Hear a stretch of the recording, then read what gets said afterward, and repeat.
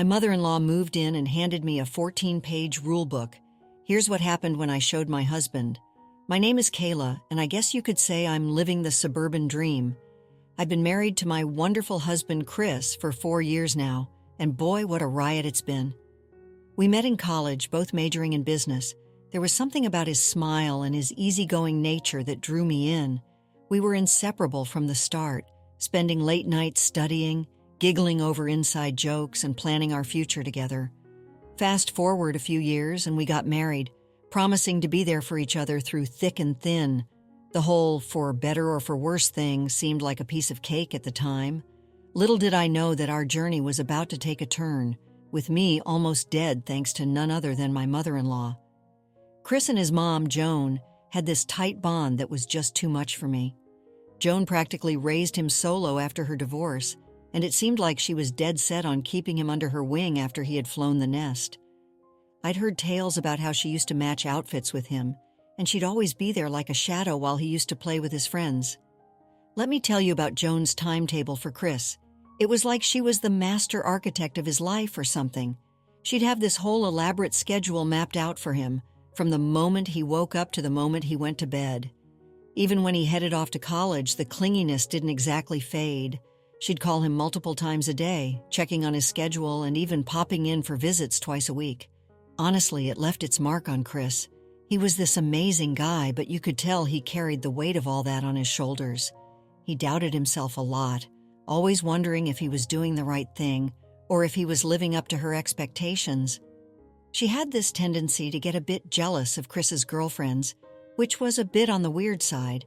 I remember when Chris introduced me to her for the first time at dinner, I could practically feel her eyes scanning me from head to toe, assessing every detail. "Kayla, it is so lovely to finally meet you," she said. "Chris talks about you all the time." "Thank you, Joan. It's great to meet you too," I replied. "Oh, I'm sure it is," Joan said. "Chris has a way of, well, surprising us with his choices." "Yeah, he's full of surprises," I agreed, trying to play it cool. "So, Kayla, tell me, what do you do for a living?" Joan asked, her eyes still fixed on me. "I work in marketing," I said. "It's pretty exciting. There's always something new happening." "Check this, Kayla," Joan said, her voice taking on a conspiratorial tone. "Chris used to date some characters like Christine, this artsy chick, always lost in her artsy universe. Not exactly the practical type." "Please, Mom, you're embarrassing me," Chris said, his face turning red. "Seriously?" "Oh, totally," Joan said, ignoring Chris. And then there was this musical wonder, talented, but maybe a bit too free-spirited for my taste. "You know, Kayla, no matter who comes into Chris's life, I'll always be the first woman he loves." "Come on, Mom, you got it," Chris groaned, burying his face in his hands. "Mother-son bond, you know," Joan said, her voice dripping with pride. "Yep, gotcha," Chris mumbled, trying to hide his embarrassment. Even when I tried to have a conversation with her, it felt like I was navigating a minefield. I'd mentioned a movie I liked, and she'd mentioned that Chris didn't enjoy that genre much. I'd talk about a play I wanted to visit, and she'd drop in and say that Chris had already been there with her.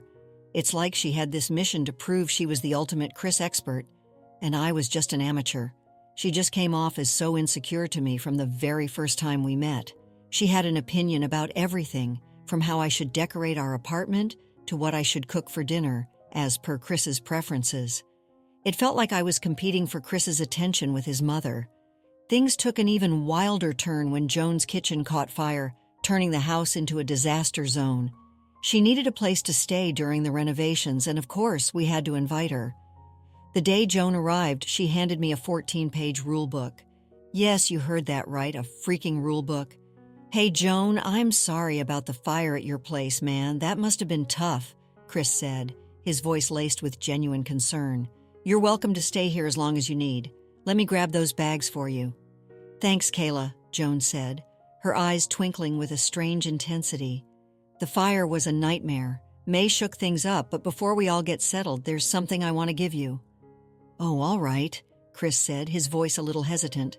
"Check this out," Joan said, her voice rising with excitement. "It's my little creation, a guide to keeping peace around the house. A guide." "Okay, that's interesting," Chris said, trying to sound polite. "You got it," Joan said, her voice taking on a commanding tone. "It's just my way of keeping things on track while I'm in the picture." "Well, what is with all these rules?" Chris asked, his voice a bit strained. I've always believed in having some ground rules in a house. Back in the day, I had to keep things in check while handling Chris. "We don't need a rule book to function as adults, do we?" I asked, my voice laced with frustration. "Oh, Kayla, I get it," Joan said, her voice dripping with condescending sweetness. "But having a few ground rules can prevent unnecessary drama, and breaking them might have some consequences." "Consequences?" Chris asked, his voice rising with anger. "Are we running a boot camp here?" "Stop complaining now," Joan said, her voice turning sharp. "Let's tackle those bags. I'm curious to see where you've tucked me in." Once I showed Joan her room and got back to mine, I flipped through the pages. Each one outlined absurd rules like vacuum the living room precisely at 8:30 a.m., serve dinner at 6:45 p.m., shop, and my personal favorite, wash the bathroom tiles with lemon-scented cleaner every other day. I was shocked at the list of rules.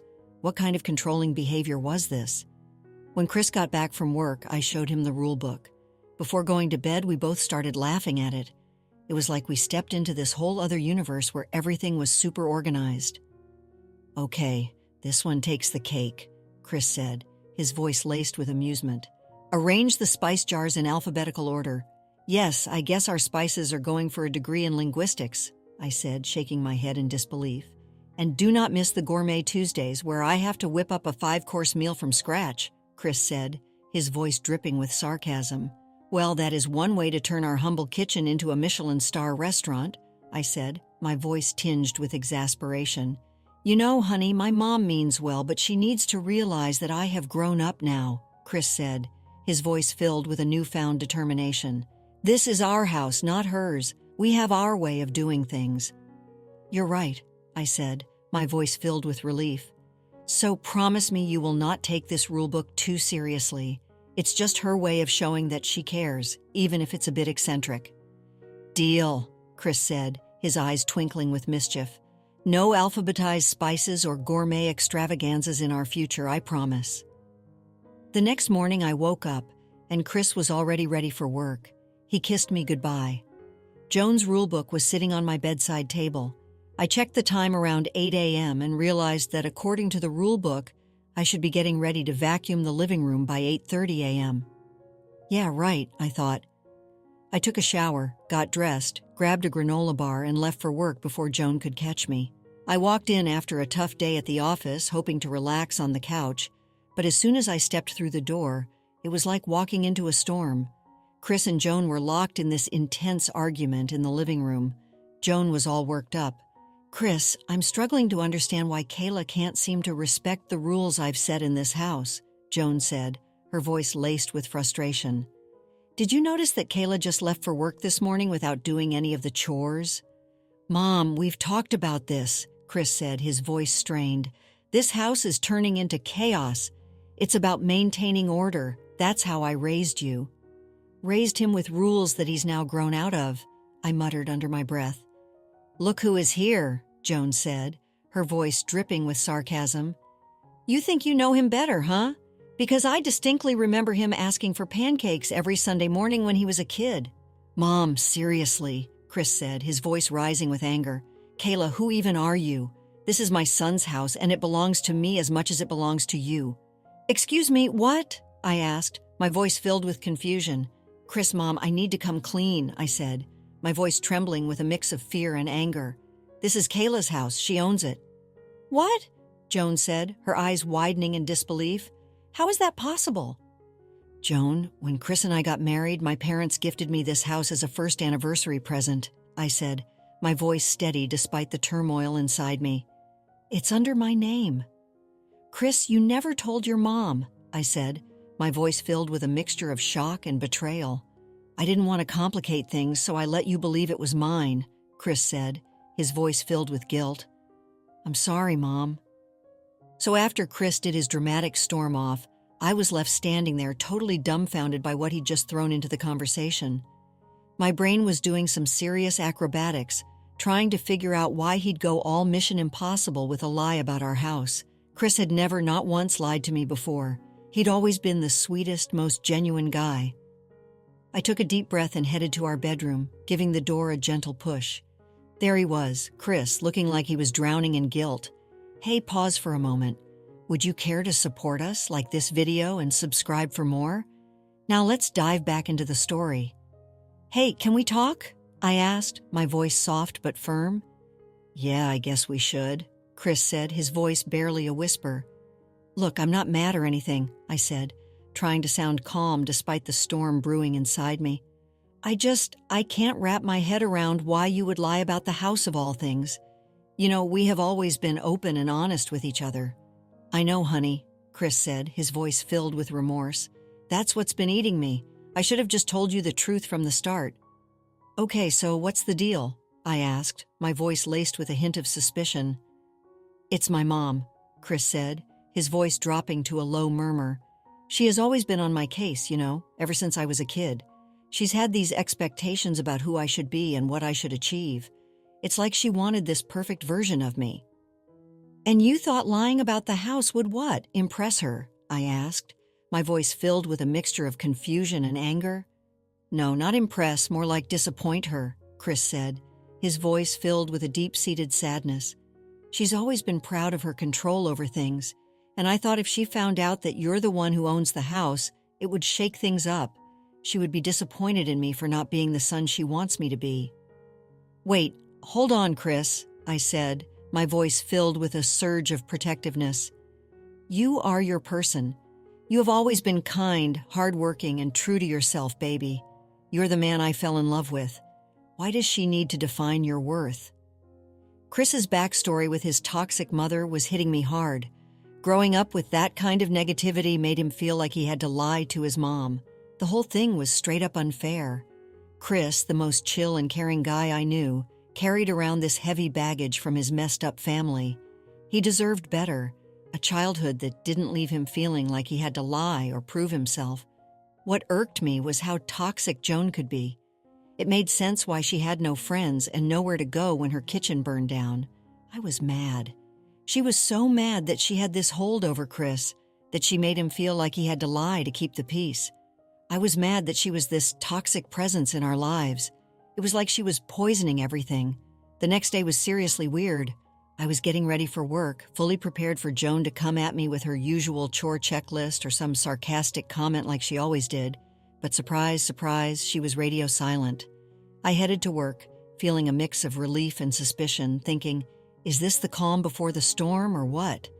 As soon as I stepped through our front door after work, I saw that my living room was a total mess. Furniture was moved around, and vases and plant pots from my beloved indoor garden were nowhere to be seen. Joan, what have you done? I asked, my voice rising with alarm. She emerged from around the corner, her eyes twinkling with a mischievous glint. Oh, Kayla, I just thought the room needed a bit of a change, she said, her voice dripping with a condescending sweetness. Change, Joan? I said, my voice laced with frustration. This is our home. You can't just come in and rearrange everything without even asking. Well, I thought it would be better this way, Joan said, her voice taking on a defensive tone. And those plants were taking up too much space, You know what, Joan? I said, my voice rising with anger. I'm just tired. Tired of your constant need to control everything. I invited you into my home, gave you a space here, and what do? You find new ways to make my life miserable. Oh, please, Kayla, spare me the drama, Joan said, her voice laced with a touch of annoyance.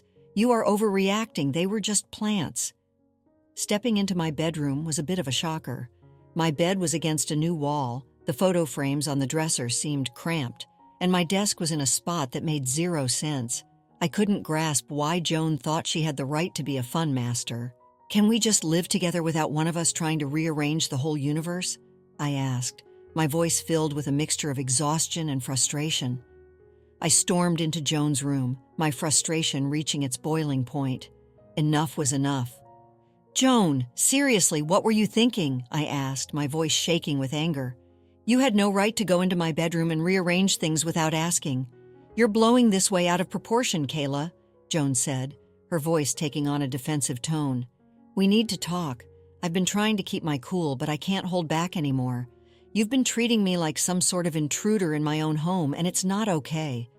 I get that you have your rules and your idea of how things should be, but let me tell you something. Being a mom doesn't give you a free pass to mess with our lives."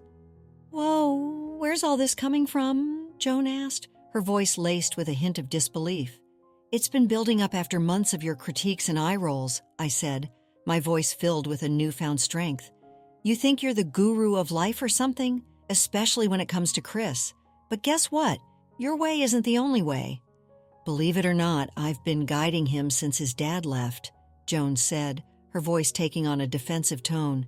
"And I give you props for that, but that doesn't mean you're the boss of our lives." "I've seen how your need for control is stressing Chris out," I said, my voice filled with a mixture of concern and anger. "He's walking around like he's got a ton of bricks on his shoulders, worried that he's not living up to your expectations. I'm seeing it for what it is.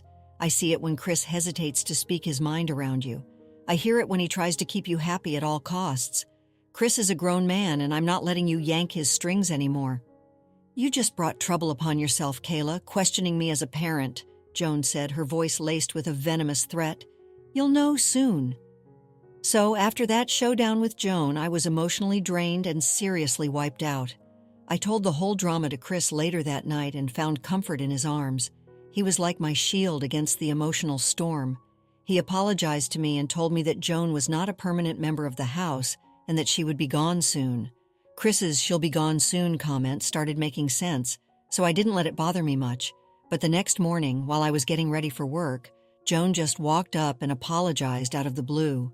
She said she'd try to relax and not meddle. Surprisingly, she stuck to it. Things were going pretty smoothly for a while. Joan seemed to be on a mission to be helpful, pitching in with chores and being all nice and cooperative. She even made dinner for Chris and me, and we sat down like a normal family to eat. It was super weird, but kind of nice to be honest for a moment. Chris and I started thinking maybe she was turning a corner. After that, in around a week, everything took an unexpected turn. I came home one day after work and Joan greeted me. She asked me how my day was and handed over some homemade protein bars. It seemed like a nice gesture at first, so I took one and had a bite. I ended up gobbling down the entire thing, but within moments I could feel a weird lump forming in my throat and my skin erupted in rashes. Panic set in. Did Joan slip in some peanuts? I called out for her. "You know I'm allergic to peanuts," I said, my voice laced with fear. "What the heck did you put in those bars?" "Oh my gosh, Kayla, I forgot about your allergy," Joan said, her voice filled with a mixture of surprise and guilt. "I didn't mean to, I swear." "Seriously, Joan?" I said, my voice rising with anger. "Oh, come on, Kayla, it must have slipped my mind just like my rules slipped yours," Joan replied, her voice laced with a condescending sweetness. "Oh my God, are you kidding me?" I said, my voice filled with a mixture of rage and despair. "I could die." I rushed to my room to get my EpiPen, and Joan followed. "Why did I put that EpiPen?" I asked, my voice filled with a mixture of panic and frustration. "I need it now." "Looking for something, Kayla?" Joan asked, her voice laced with a sinister calmness.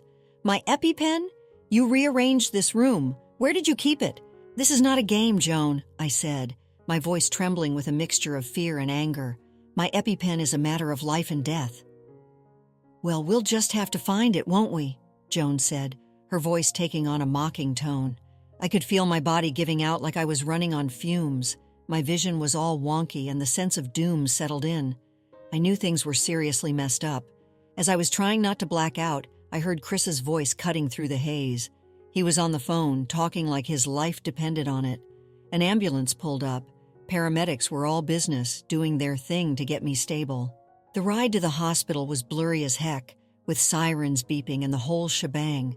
It felt like I was drifting in and out of some weird dream, and then I finally rested my eyes. When I woke up in the hospital, Chris was there, looking worn out but relieved.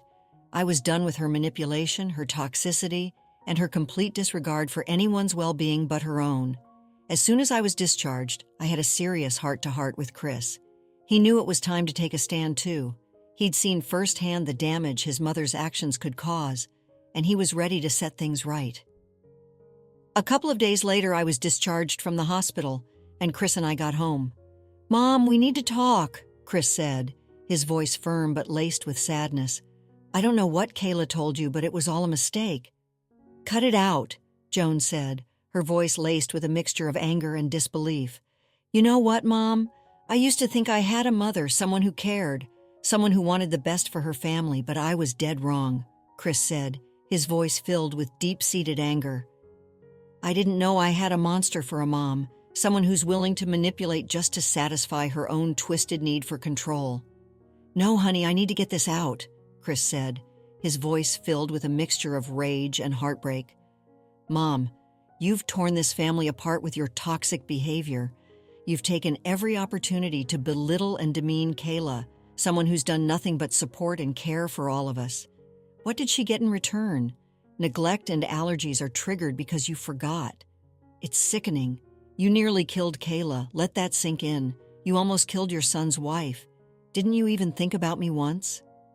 "Chris, please," Joan said, her voice cracking with a mixture of fear and guilt. "I never meant for things to go this far. I know I've made mistakes, and I'm so sorry for what happened to Kayla." "Mom, listen carefully," Chris said, his voice cold and unwavering. "You have two choices. You can leave on your terms, or I'll make sure you're out of here. You can spend your days in whatever hole you want until your house is renovated. I don't care if you stay in a motel or wherever, but you won't do it here. This is where it ends, Mom. Our relationship, whatever was left of it, ends right here. I don't have a mother anymore, not in the way that matters." Honestly, I couldn't help but feel a kind of twisted satisfaction when Chris showed his mom the door. She loved him so much that it must have stung like crazy to be rejected by her son. She honestly deserved it after the protein bar situation. We've lost touch with Joan completely. No calls, no texts, no sign of where she went. It's like she vanished into thin air. And as much as I'd hoped for her to grow and find her way, I can't help but wonder where she's ended up. Despite all the drama, she's still his mom, and that worry for her is there. Chris ran into a couple of construction guys working on her house, and they let him know that she drops in sometimes to see if things are in check. So I guess she's okay. Our home is no longer a battleground, and who knows if we will get in touch with her again. We are just trying to live in the moment. After experiencing the full journey of our story, we'd love to hear your thoughts. How did the story resonate with you? Don't forget to like, subscribe, and stay blessed. Thank you for watching, and see you in the next story.